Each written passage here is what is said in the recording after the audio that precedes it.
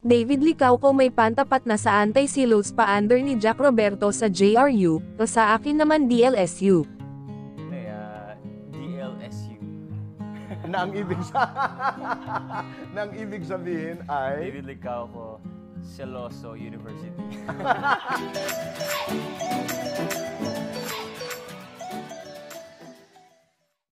Kung may JRU anti-silos class si Jack Roberto, may DLSU naman si David Licauco na pantapat nito sa viral course ng boyfriend ng kanyang love team na si Barbie Forteza. Bentang-benta sa mga fans ang kunwari ipagsasagutan ni na Jack at David dahil sa isang babaeng pagkaganda-ganda at sobrang haba ng hair, yan ay walang iba kundi ang kapuso primetime princess na si Barbie Forteza.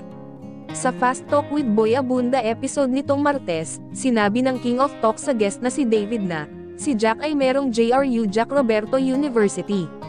Kung si Jack meron nun, ano naman meron si David?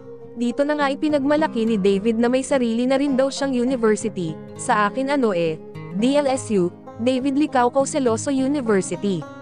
Sa panayam sa kanya ni Boy Abunda, inamin ni David na seloso siya sa tunay na buhay pero nasa lugar. Depende sa context or situation, di ba? Kung lalabas naman talaga yung girlfriend mo with her friends, kailangan maintindihan mo.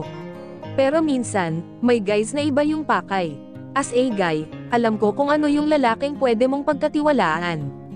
I mean, seloso ako in a way, pero I don't really say it sa public, syempre hindi naman maganda. Meron din siyang sariling buhay, may sarili akong buhay. Sarili ko lang, I just keep it to myself, paliwanag ni David tungkol sa klase ng pagkaseloso niya. Kahit pang telebisyon lamang ang kanilang relasyon, matalik na magkaibigan sila David at Barbie. We're good friends, ani David. Para naman sa lahat ng seloso, pwedeng-pwede na raw kayong mag-enroll sa DLSU o David Licauco Seloso University. Ikinwento rin ng aktor na magkaibigan sila ni Jack at napag-uusapan nila ni Barbie ang boyfriend nito. Pinag-uusapan namin, sambit ni David, yung parang I received yung mga nangyari sa anti-silos. Pinag-uusapan namin kung magre-react siya o si Jack.